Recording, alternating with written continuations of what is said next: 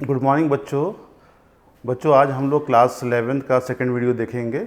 समुच्चय पढ़ रहे थे हम लोग पहला चैप्टर, तो फर्स्ट चैप्टर का सेकंड वीडियो देखेंगे। इसमें हम लोग पढ़ेंगे टाइप्स ऑफ सेट्स के बारे में। तो सेट कितने प्रकार के होते हैं उसको पढ़ेंगे, ठीक है। तो देखिए समुच्चय के प्रकार क्या, टाइप्स ऑफ सेट क्या है। पहला सेट का क्या नाम है, पहला सेट क्या कहलाएगा, रिक्त समुच्चय। तो रिक्त समुच्चय का मतलब क्या है, तो रिक्त समुच्चय क्या होता है भाई, इसको इंग्लिश में नल सेट भी कहते हैं, वाइड सेट भी कहते हैं और एम्प्टी सेट भी कहते हैं, ठीक है।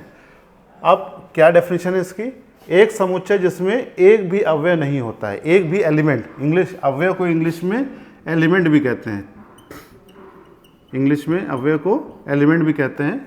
तो जिसमें एक भी एलिमेंट नहीं होता है वो क्या कहलाता है, रिक्त समुच्चय कहलाता है, मतलब ठीक है। फॉर एग्जाम्पल मान लीजिए ए दिया हुआ एक एग्जाम्पल x, ऐसा कि x वर्तमान में कक्षा 10 और 11 दोनों में अध्ययनरत विद्यार्थी हैं।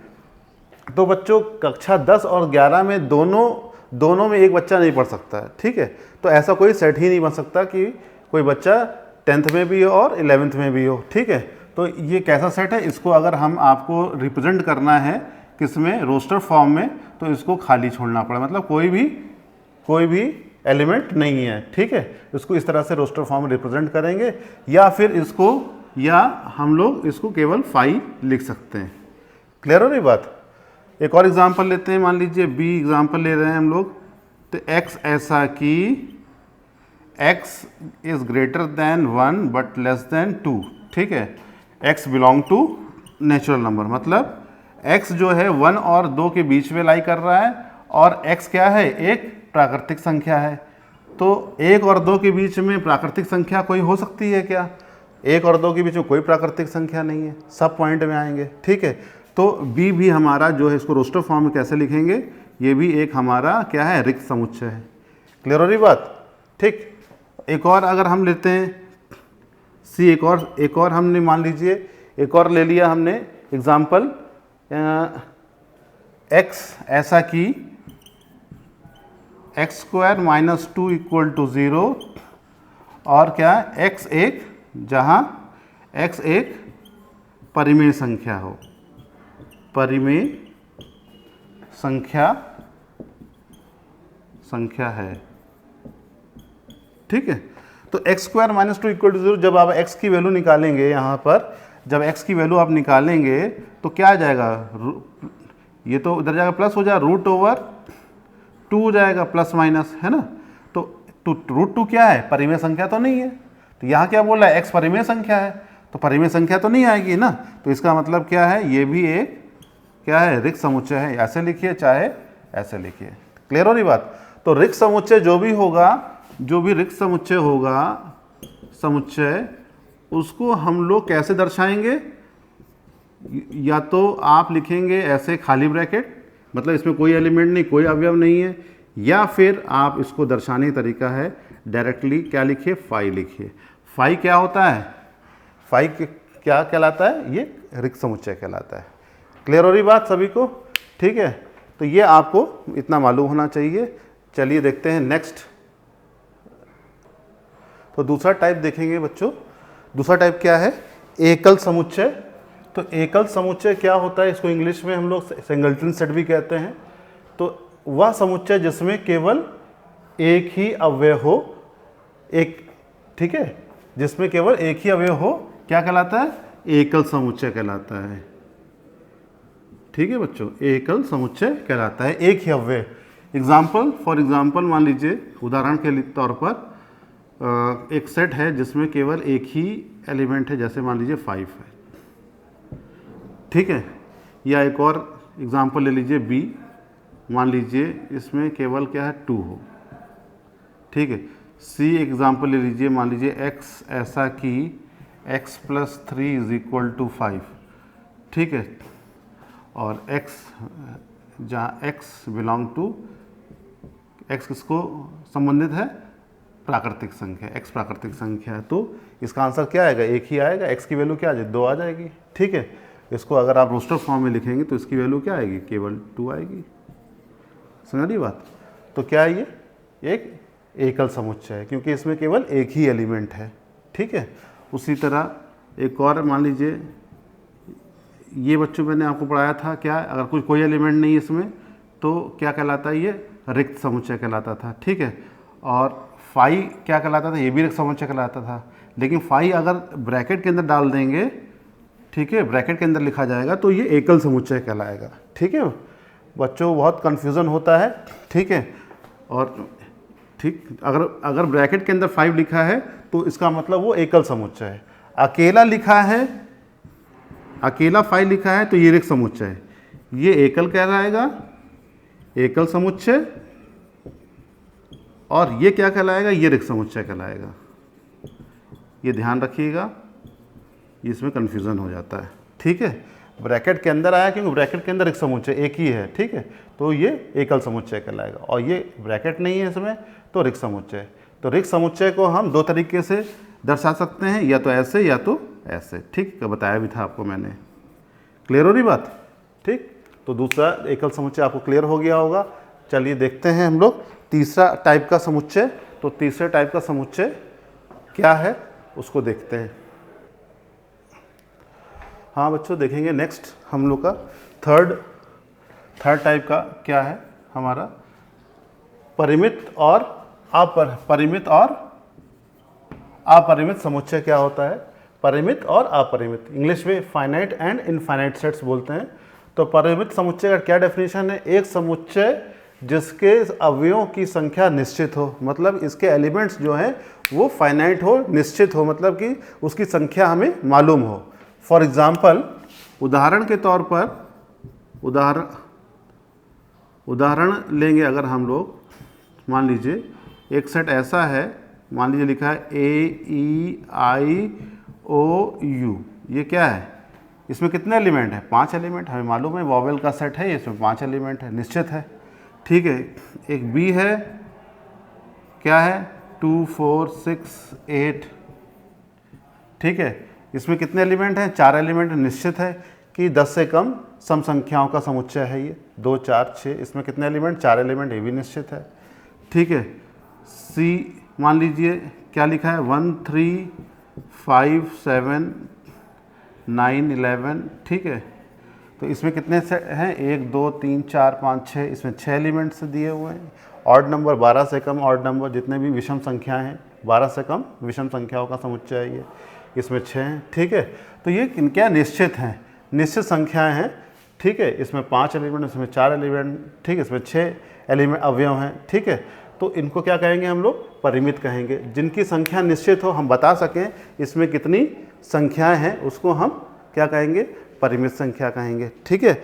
अब आते हैं अपरिमित संख्या। तो इसके बाद जो दिया हुआ है हमारा अपरिमित संख्या, इसी का सेकंड पार्ट जो है अपरिमित अवयव समुच्चय, अपरिमित समुच्चय, ठीक है। ये बोलना है क्या है, सेम यही है डेफिनेशन, एक समुच्चय जिसमें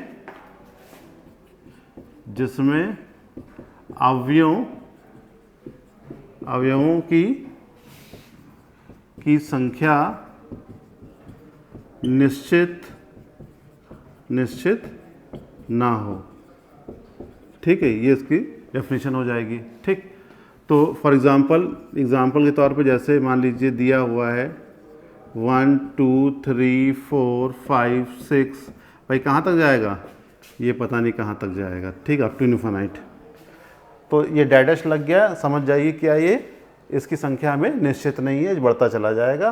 तो इसीलिए इसको क्या कहलाएंगे, अपरिमित समुच्चय या इनफाइनाइट, ठीक।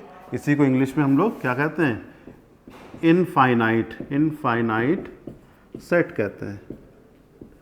क्लियर हो रही बात। बी मान लीजिए, ठीक है, माइनस इनफाइनाइट से dash -3 -2 -1 0 1 2 3 dash up two plus infinite, ठीक। ये भी क्या है, ठीक है, अपरिमित समुच्चय है, ये पूर्णांकों का अपरिमित समुच्चय है, ठीक है। जहाँ डैश लग जाए, ठीक है, अप टू इनफाइनाइट तक जा रहा है, इसका मतलब क्या हो गया, वो अपरिमित समुच्चय हो गया। क्लियर हो रही बात, इतनी सभी को बात क्लियर हो रही है, इसको नोट कर लीजिए। चलते हैं आगे हम लोग। हाँ बच्चों, देखेंगे चौथा हम लोग। तो चौथा क्या हम लोग का, चौथा है समान समुच्चय, या इंग्लिश में इसको इक्वल सेट कहेंगे। ठीक है, क्या डेफिनेशन है इसकी? दो समुच्चय ए और बी समान कहलाते हैं यदि उनमें तथ्यता समान अवयव हों, मतलब एक जैसे एलिमेंट हो, और हम लिखते हैं, कैसे लिखते हैं? ए इक्वल टू भी लिखते हैं। ठीक है, अन्यथा समुच्चय असमान है। अगर अवयव बराबर नहीं है, सेम अवयव नहीं है, तो हम क्या लिखते हैं? ए नॉट इक्वल टू बी। ठीक है, फॉर एग्जाम्पल अगर हम लेते हैं, मान लीजिए एक ए सेट दिया हुआ है 2 4 3 1 लिखा हुआ है, एक दूसरा सेट दिया हुआ है, मान लीजिए बी दिया हुआ है, बी क्या दिया है? 1 2 3 4 दिया हुआ है। ठीक है, आप देखेंगे कि इसमें एलिमेंट कितने हैं, नंबर ऑफ एलिमेंट कितने हैं?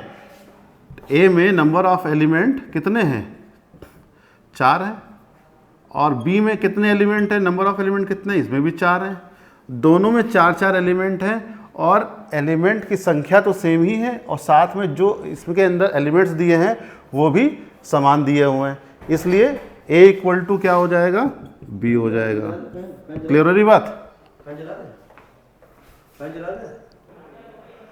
बच्चों? इसको क्वेश्चन नंबर फोर्थ जो है समान समुच्चय है, इसको नोट कर लीजिए।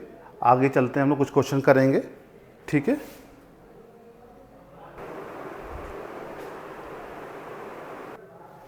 तो बच्चों आज हम लोग देखेंगे कि क्वेश्चन नंबर 4 देखेंगे, क्वेश्चन 1 देखेंगे। अभी तक हमने टाइप्स ऑफ सेट्स पढ़े थे, कितने प्रकार के सेट्स होते हैं वो पढ़े थे हम लोगों ने।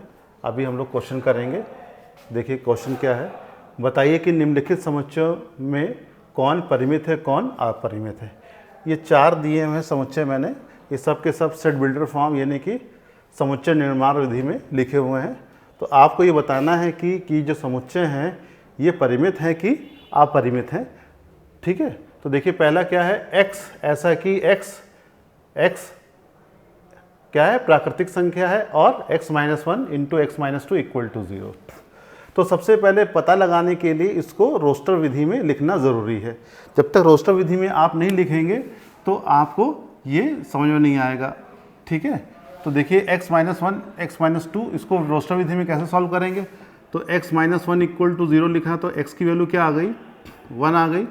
और x - 2 इक्वल टू 0 लिखा तो x की वैल्यू क्या आ गई? 2 आ गई। क्लियर हो रही बात? तो जो सेट A है आपका, जो सेट A है, ठीक है, तो यहाँ सेट लिखा नहीं है हमने, तो कोई ना कोई सेट है ये। सपोज ये A जो है ये सेट A है। ठीक, ये B वाला जो है वो सपोज सेट B है। ठीक है, मान लीजिए C वाला जो है सेट C है, और ये स्मॉल d वाला जो है वो सेट D है। ठीक है, और E वाला जो है ये सेट E है। ठीक है, तो A सेट को अगर आपको लिखना है रोस्टर फॉर्म में तो क्या लिखेंगे? क्या है? 1 आया और 2 आया, इसकी वैल्यू क्या आ रही? 1 और 2, तो 1 और 2 आ रहा है हमारा। ठीक है, तो 1 2 को क्या है, परिमित क्या कहलाता है? परिमित वो होते हैं जो क्या हो, जिसके अवयवों की संख्या हम गिन सकें। ठीक है, तो इसकी एक क्या है, 1 और 2 दो ही एलिमेंट्स हैं इसके अंदर। इसका मतलब क्या है? ये है परिमित हो गया। क्या हो गया? परिमित, यानी कि फाइनाइट सेट हो गया। ठीक है, दूसरा वाला देखते हैं हम लोग। तो दूसरा वाला क्या बोला इन्होंने? x ऐसा कि x प्राकृतिक संख्या और x² इक्वल टू 4। तो x² इक्वल टू 4, तो x की वैल्यू क्या आएगी? +-2 आएगी। ठीक है, जो b वाला सेट है x की वैल्यू क्या आ जाएगी? +-2 आ जाएगी। एक 2 और +2 दो ही वैल्यू आएंगी, तो क्या कहलाएगा? ये भी क्या होगा? परिमित कहलाएगा, क्योंकि इसकी हम संख्याओं को, इसके एलिमेंट्स को गिन सकते हैं। ठीक है, दूसरा क्या है? तीसरा 2x - 1 इक्वल टू 0, x की वैल्यू निकालेंगे, क्या? 1/2 आएगी। ठीक है, तो 1/2 आ रही है, तो x belong to natural number बोल रहा है, तो नेचुरल नंबर तो है नहीं। ठीक है, c क्या है? c क्या है? c जो है वो एक क्या बोलते हैं, रिक्त समुच्चय है। तो रिक्त समुच्चय हमेशा क्या होता है? रिक्त समुच्चय हमेशा परिमित कहलाता है, रिक्त समुच्चय हमेशा परिमित कहलाता है। ठीक, तीसरा क्या है, डी, x ऐसा कि x नेचुरल नंबर है मतलब प्राकृतिक संख्या और x एक अभाज्य संख्या है। तो अभाज्य संख्या है, प्राकृतिक भी हो और अभाज्य भी हो तो क्या होगा, अभाज्य 1 है, 3 है, फिर 5 है। ठीक है, सॉरी अभाज्य संख्या बोला 1 नहीं होगा, 2 से स्टार्ट होता है अभाज्य संख्या हमेशा। ठीक है, 1 नहीं होता है। ठीक, तो अभाज्य संख्या की बात कर रहा है तो 2 है, 3 है, 5 है, 7 है। ठीक, और क्या है, 11 है, और क्या है, 13 है, और क्या है, ऐसा चलता जाएगा, बहुत सारी अभाज्य संख्या है। ठीक है, बहुत सारी अभाज्य संख्या है, तो क्या कहलाएगा, ये अपरिमित कहलाएगा, क्योंकि इनको हम गिन नहीं सकते हैं। ठीक है, तो यहाँ कोई लिमिट नहीं बताई, यहाँ बताया कि x जो है वो प्राकृतिक संख्या है और क्या अभाज्य भी है। तो अभाज्य तो बहुत सारे होते हैं, कोई लिमिट तो बताया नहीं है, तो 13 के बाद ही बहुत सारे हैं। ठीक है, कोई गिनती नहीं इनकी, इनको काउंट नहीं कर सकते हम लोग, इसलिए क्या कहलाएगा, ये अपरिमित कहलाएगा। ठीक है, अपरिमित। ठीक, चलिए नेक्स्ट आते हैं, लास्ट वाला बोला x बिलोंग्स टू, ये भी प्राकृतिक संख्या, x क्या विषम है, तो विषम को क्या लिखेंगे, 1 है, 3 है, 5 है, 7 है, 9 है, 11 है। ठीक है, और 13 है, 15 है, चलता जाएगा ऐसे, तो बहुत चलता जाएगा। तो ये भी क्या हो गई, ये भी अपरिमित हो जाएगा। बात समझ आ रही होगी सभी को, परिमित अपरिमित में कैसे हम लोग, तो ये भी ध्यान रखिएगा ध्यान से कि जो हमारा रिक्त समुच्चय है वो भी परिमित में आता है। ठीक है, क्लियर होनी चाहिए सब बातें आपको। तो परिमित अपरिमित क्या है, क्वेश्चन से आप लोग समझ गए होंगे। चलिए देखते हैं, नेक्स्ट क्वेश्चन देखते हैं हम लोग।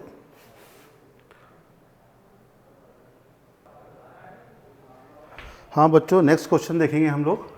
तो नेक्स्ट क्वेश्चन में क्या है, क्वेश्चन नंबर 2 में निम्नलिखित समुच्चय युग्मों में से कौन से समान हैं, अपने उत्तर का औचित्य बताइए। ठीक है, 2 क्वेश्चन दिए इसमें दिए, पहला दिया है। ठीक है, इसमें बताना है 2 सेट जो दिए हुए हैं x और b, ये दोनों समान हैं कि नहीं है। ठीक है, यहाँ पर भी 2 सेट दिए a और b, ये दोनों समान हैं कि नहीं है, ये आपको बताना है। ठीक, तो सबसे पहले इनको रोस्टर फॉर्म में लिखेंगे हम लोग। ठीक है, x क्या है, पहला क्या, x शब्द एलॉय के अक्षरों का समुच्चय है। x, तो x क्या है भाई, x is equal to A, alloy शब्द है, ALLOY है, ALLOY। ठीक है, तो देखिए मैंने आपको बताया था कि जो शब्द एलॉय है उसमें डबल एल आ रहा है, इसमें डबल एल जो आ रहा है, ये डबल कभी भी सेट में डबल एल नहीं आएगा। ठीक है, एक्स में कभी भी डबल एल नहीं आएगा। कहने का मतलब ये है कि कोई भी शब्द, कोई भी लेटर रिपीट नहीं करेगा, कोई एलिमेंट रिपीट नहीं करेगा। ठीक है, तो इसको लिखने का तरीका क्या है, इसको आप जो एलिमेंट रिपीट कर रहा है उसको आप सिंगल टाइम लिख दीजिए। ठीक, ये आपका एक्स सेट हो गया, एक्स वाला हो गया। दूसरा है बी, बी क्या है, लॉयल बोल रहा है, तो लॉयल में क्या क्या दिया हुआ है, LOYAL। ठीक है, यहाँ पर कोई भी एलिमेंट रिपीट नहीं कर रहे हैं। क्लियर हो रही बात, यहाँ पर कोई भी एलिमेंट रिपीट नहीं कर रहे हैं।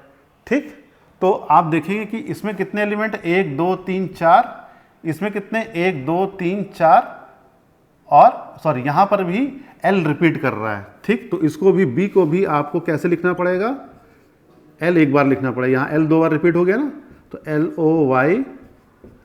ठीक है, तो यहाँ पर आप देखेंगे B में और ये X में, यहाँ पर भी 4 एलिमेंट हैं, यहाँ पर भी 4 एलिमेंट हैं, यहाँ पर A है, यहाँ पर भी A है, यहाँ पर L है, यहाँ पर भी L है, O है, यहाँ भी O है, Y है, यहाँ पर भी Y है। तो एलिमेंट भी सेम है, नंबर ऑफ एलिमेंट भी सेम है। क्लियर हो रही बात, मतलब कि दोनों n ऑफ x और n ऑफ b के एलिमेंट कितने हैं, 4 हैं। ठीक है, और और जो एलिमेंट है वो भी सेम है, ठीक है। तो इसलिए क्या हो जाएगा, x इज इक्वल टू क्या हो जाएगा, b हो जाएगा। क्लियर हो रही बात। x इक्वल टू b क्यों होगा उसका आपको हमने कारण भी बताया। इतनी बात आपको समझ में आ गई होगी, ठीक है। नेक्स्ट आता है,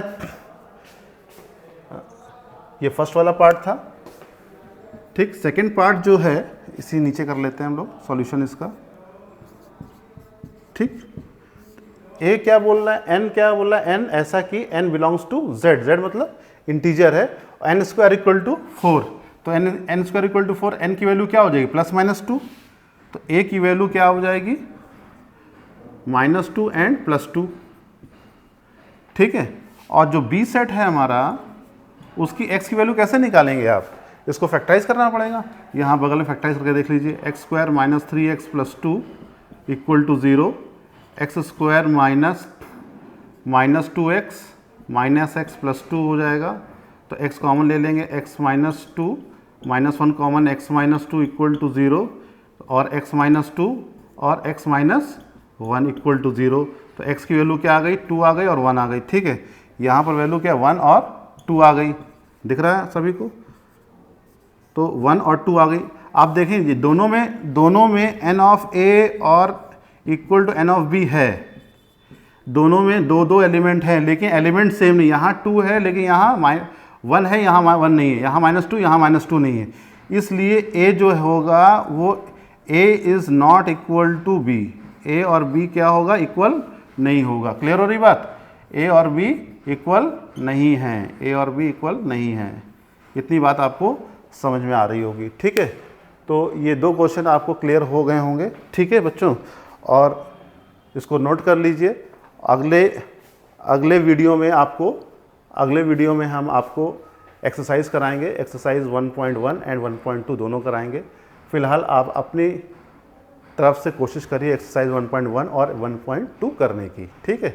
जो नहीं आएगा वो अगले वीडियो में आपको हम एक्सरसाइज कराएंगे 1.1 एंड 1.2।